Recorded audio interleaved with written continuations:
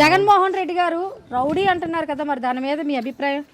చంద్రబాబు పుట్టిందే రౌడీజంతో పుట్టాడు, మోసము దగా పుట్టాడు. 2 ఎకరాలోడు 2 లక్షల కోట్లకు 3 లక్షల ప్రపంచంలో 3వ స్థానం ఉంటుంది.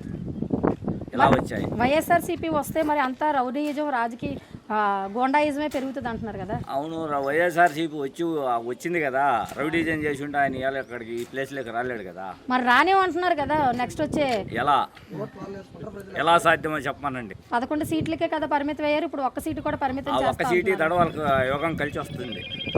మరి ప్రస్తుతం ఉన్న చంద్రబాబు నాయుడు గారి పరిపాలన గురించి ఏమంటారు? ఎలా ఉంది? బ్రహ్మాండంగా ఉంది పరిపాలన. ఏంటో చెప్తారా కొంచెం?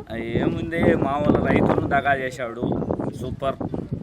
ప్రాజెక్టులన్నీ పూర్తి చేస్తానన్నాడు. ఇక్కడ ఎలుగొండ ప్రాజెక్ట్ అనేదాన్ని, అది ఇంకా సూపర్.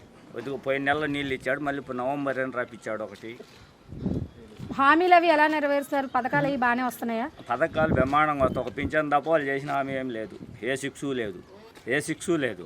మరి భోగాపురం ఎయిర్పోర్ట్ గురించి ఏమంటారు? ఈ రోజు భోగాపురం ఎయిర్పోర్ట్ జగన్మోహన్ రెడ్డి అనేవాడు సీఎం కాబట్టి వాళ్ళకి కూడా భోగాపురం కాదు, ఈ ఎలుగొండ ప్రాజెక్టు పోలవరం ఇదిగో పూర్తి చేస్తున్నానంట ఉండేది. మరి విద్యాశాఖ మంత్రి లోకేష్ గారు విద్యా వ్యవస్థను బాగా డెవలప్మెంట్ చేశారంటున్నారు. అతను తెచ్చుకున్నదే దొంగ సర్టిఫికెట్లు. విద్యా వ్యవస్థను ఏమేమి చేస్తాడు అతనికి ఏం తెలుసు? మరి జగన్మోహన్ రెడ్డి గారి హయాంలో విద్య ఎలా ఉన్నది? ఇప్పుడు ఎలా ఉన్నది? వసతి దీవెన అవన్నీ ఇచ్చాడే, వసతి దీవెన లేవు, ఏం లేవు కదా.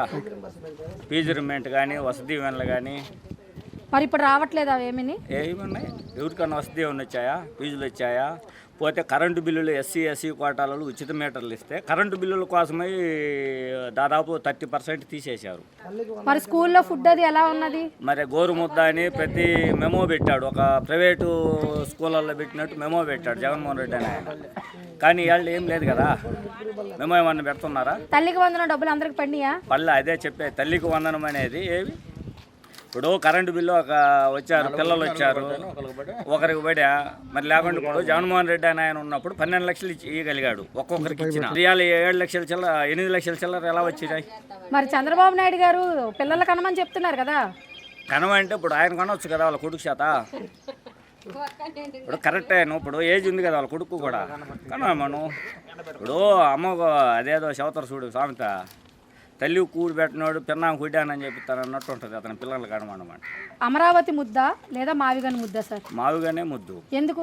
ఎందుకంటే తక్కువ ఖర్చుతో ఎక్కువ డెవలప్ అయింది, అభివృద్ధి చెందుద్ది. అన్నీ ఉన్నాయి, పోర్టులు ఉన్నాయి, విమానాశ్రయాలు ఉన్నాయి. ఇప్పుడు ఒక 100 అడుగులు తీసి ఒక బేసు మట్టం వేయటం అవసరమా, లేకుంటే 5-6 అడుగులు లేకుంటే ఒక 10 మీటర్లు తీసేయటం అవసరమా? పవన్ కళ్యాణ్ గారి మీద మీ అభిప్రాయం ఏంటి సార్? పవన్ కళ్యాణ్ పిచ్చి, ఏం తెలుసు? చంద్రబాబు ఏది చెప్పమంటే అది మాట్లాడతాడు.